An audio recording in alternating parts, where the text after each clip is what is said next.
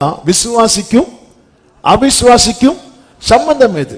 ஆண்டவர் யாருன்னு கேட்கிறவன் போய் கர்த்தர் என்ன இப்படி ஒரு வார்த்தை நம்ப பண்ணிருக்கிற நான் காத்திருக்கிறேன்னு சொன்னா எடுபடுமா? அவன் கேட்கிற கேள்வி, அவன் வைக்கிற கொஸ்டின் நம்மை தடுமாற பண்ணும்.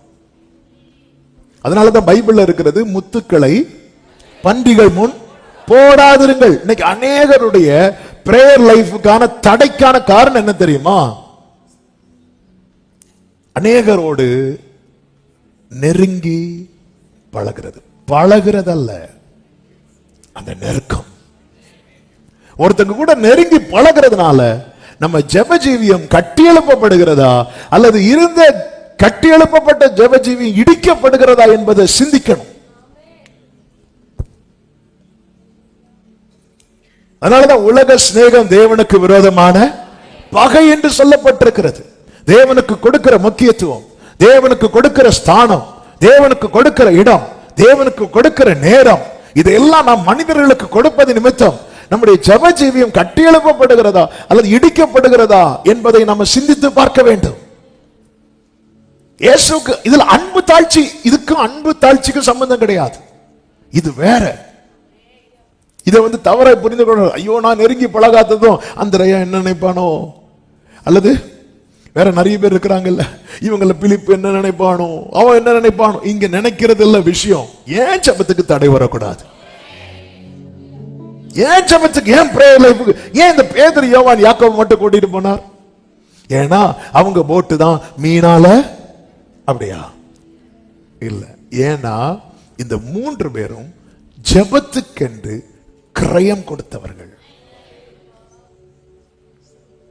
ஜெபத்துக்கென்று கிரயம் கொடுக்கிறவங்க, ஜெபத்துக்கு முக்கியத்துவம் கொடுக்கிறவங்க.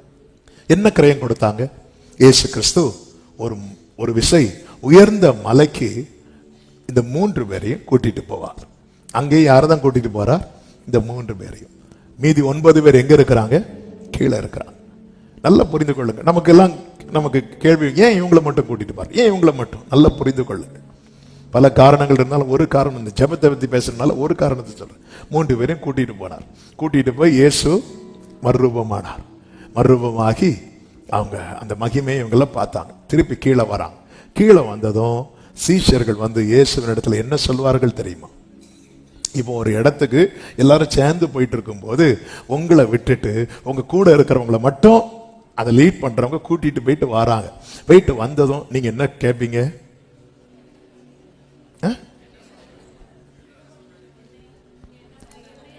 கரெக்டா? யாரு என்னைய கூட்டிட்டு போகல, இப்படிதான் கேட்கணும் விருப்பம் இருந்தா. இந்த 3 பேரும் இயேசு கீழே கூட்டிட்டு வருவாரு. வந்ததுக்கு அப்புறம் மற்ற 9 பேரும் இயேசுவினிடத்தில் என்ன கேட்பாங்க தெரியுமா? எங்களால் ஏன் கூடாமற் போயிற்று? என்ன கூடாம போயிட்டு? கீழே வேற ஒரு சம்பவம் நடந்துட்டு இருக்கு. ஒரு தகப்பன் தன் பையன் பிசாசினால அலைக்கழிக்கப்பட்டு கொண்டு வரான். சீஷர்கள் என்னெல்லாமோ சொல்லி பார்க்கறாங்க, அந்த பேய் போகல. இப்ப இயேசு வந்ததும் அந்த பேய் போயிட்டு. போனதும் சீஷர்கள் இயேசுவின் இடத்துல கேட்ட கேள்வி என்ன தெரியுமா? எங்களை ஏன் கூட்டிட்டு போகல? அப்படியா? எங்களுக்கு அதெல்லாம் மேட்டர் கிடையாது. பேதுரு யோவான் யாக்கோபு எங்க கூட்டிட்டு போறார்? ஜெபம் பண்றதுக்கு. எப்பாடா நல்ல வேலை என்ன கூப்பிடல.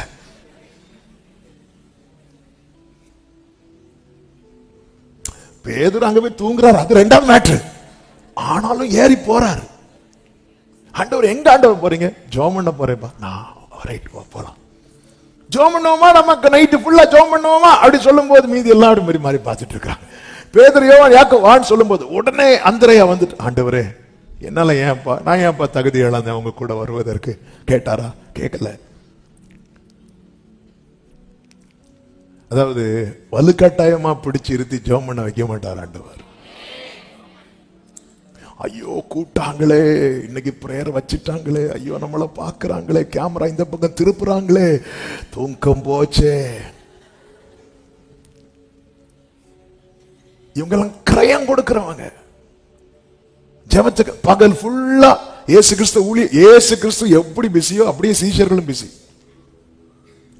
அவ்வளவு பிஸி. அவன் இயேசு ஜெபம் பண்ண போகும்போது இந்த 3 பேர் கிரயம் கொடுக்கறாங்க. கிரயம் கொடுக்கறவங்களை எப்பவுமே, அதாவது பிரேயருக்கு பிரையாரிட்டி கொடுக்கறாங்க தெரியுமா? நம்ம லைஃப்ல நம்ம சர்க்கிளுக்குள்ள அவங்களுக்கு முக்கியமான இடம் இருக்கணும். ஆனா எனக்கு என்ன ரொம்ப பரிதாபம்னா, ரொம்ப வசதி படைச்சவங்க, ரொம்ப இப்படிப்பட்டவங்க எல்லாம் நம்ம லைன்ல வச்சிருக்கிறது நமக்கு ஏதோ பெருமையா நம்ம நினைச்சிட்டு இருக்கிறோம். ஒரு எருமையும் இல்லை. நம்ம லைனுக்குள்ள ஜெபத்துக்குன்னு கிரயம் கொடுக்கறாங்க தெரியுமா, அவங்க இருக்கணும்.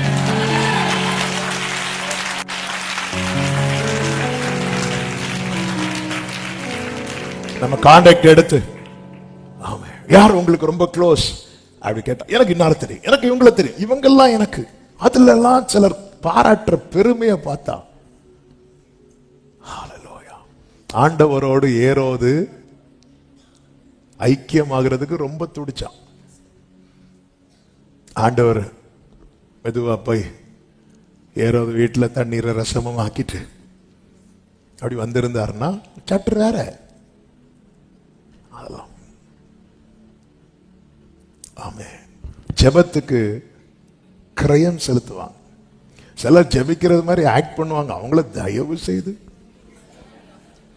நான் கண்ணை மூடும் போது உங்களை சுத்தி இருளா இருந்துச்சு, கண்ணை மூடினா எல்லாருக்கும் இருளாதான் இருக்கும்.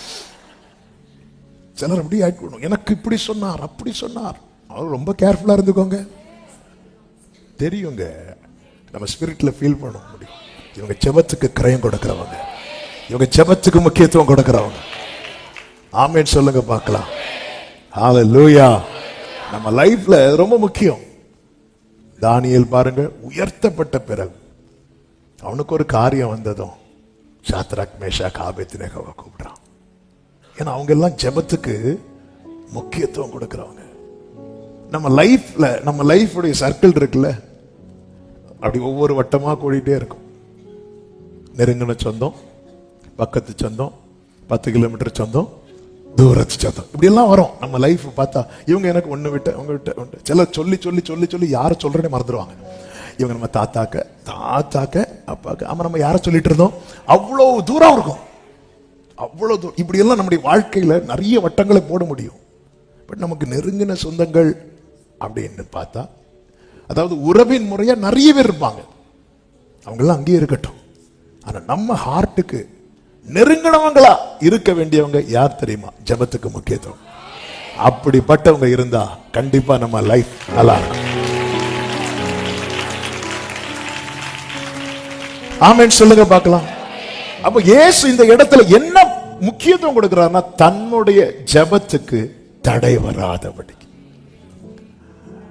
பெந்தேகோஸ்தே நாளில 3000 பேர் ரட்சிக்கப்பட்டாங்க. அப்புறம் 4000 பேர், அப்புறம் எண்ணிக்கை கடக்காத கூட்டம் வருது. அங்க சில மேனேஜ்மெண்ட்ல கொஞ்சம் ப்ராப்ளம் வந்துட்டு, ஒழுங்கா பேர் விசாரிக்கல, அப்படி இப்படின்லாம் ப்ராப்ளம் வந்ததும் சீஷர்கள் கூப்பிட்டு சொல்லுவாங்க, இங்க பாரு இதெல்லாம் நமக்கு செட் ஆகாது, நல்ல அபிஷேகம் பெற்ற ஆட்களை நீங்களே தெரிந்தெடுத்து விசாரிக்க வச்சிருங்கன்னு சொல்லிட்டு ஒரு வார்த்தையை சொல்லுவாங்க பாருங்க. அப்போஸ்தலர் 6வது அதிகாரம் 4வது வசனத்துல, நாங்களோ ஜெபம் பண்ணுவதிலும் தேவ வசனத்தை போதிக்கிற ஊழியத்திலும் இடைவிடாமல் தரித்திருப்போம். இது எங்களுக்கு கட்டாயிடக்கூடாது. நாங்க இப்படி ஒவ்வொருத்தரையா விசாரிச்சுட்டு இருந்தா எங்களுக்கு பிரேயர் லைஃப் பாதிக்கப்பட்டுரும். அவங்க அதுல ரொம்ப ஸ்ட்ராங்கா இருந்தாங்க.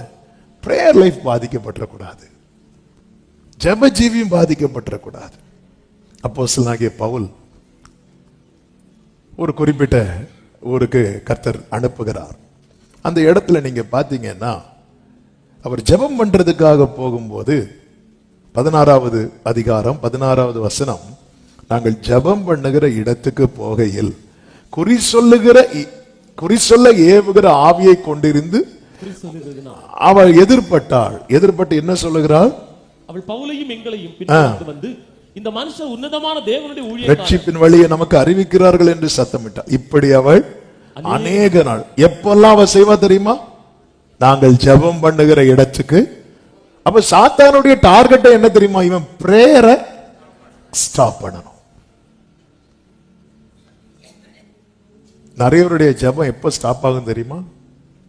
பிரேயருக்கு போய் உட்காரும் போது யாராவது கூப்பிட்டு இருக்காங்களான்னு போனை பார்ப்பாங்க. ஜெபம் போச்சு. ஏன்னா யாரும் கூப்பிட்டு இருக்க மாட்டாங்க. ஏன் கூப்பிடல?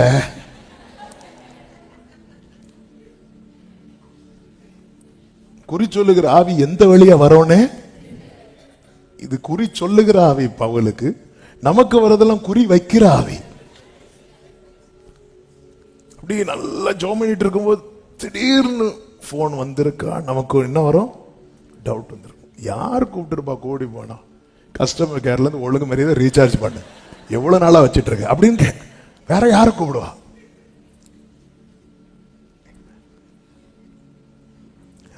வழக்கமாய் அவர் ஜெபம் பண்ணும் போதெல்லாம் எதிர்கொண்டு பிரேயரை தடுக்கணும்.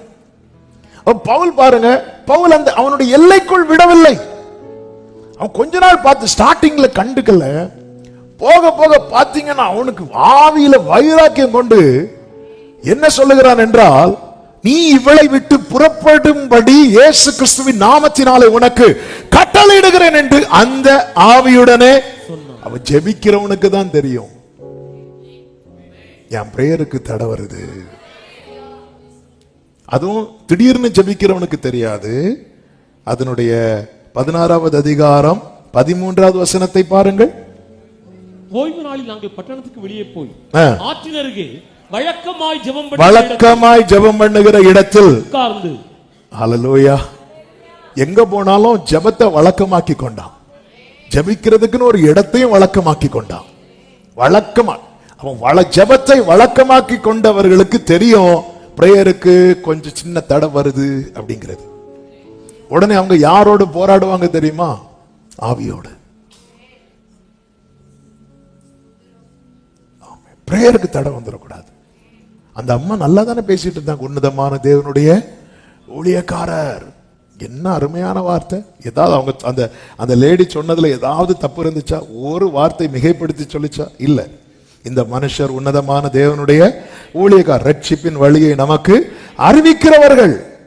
இப்படி அநேக நாள் அந்த அந்த லேடி சொன்னதுல ஏதாவது ஒரு வார்த்தை தப்புன்னு யாருக்கா சொல்ல முடியுமா? இல்ல. ஆனா ஜெபம் பண்ண போகும்போதுதான் சொல்லணுமா? ஜெபம் பண்ணும் போதுதான் வரணுமா? சிலர் சில முக்கியமான விஷயத்தை சொல்லும் போது இப்படிப்பா, நான் ஜெபம் பண்ணும் போதுதான் சொல்லணுமா? எவ்வளோ நாள் இருக்கு, எவ்வளவு நேரம் இருக்கு. ஒரு ஜெபிக்கிறவனுக்கு தான் தெரியும் ஜெபத்துக்கு தடை வருதுனாலே அவன் ஸ்மெல் பண்ண ஆரம்பிச்சிருவான். நம்ம லைஃப்ல எதுக்கு வேணாலும் தடை வரலாங்க. ப்ரமோஷனுக்கு தடை வரலாம், தப்பு கிடையாது. எந்த காரியத்துக்கும் தடை வரலாம். ஆனா ஜெபத்துக்கு மட்டும் தடை வரவே கூடாது. ஆமென் சொல்லுங்க பார்க்கலாம். பிரேயருக்கு மட்டும் தடை வந்துடவே கூடாது. வந்துட்டுனாலே எல்லாத்துக்கும் தடை வந்துட்டுன்னு அர்த்தம்.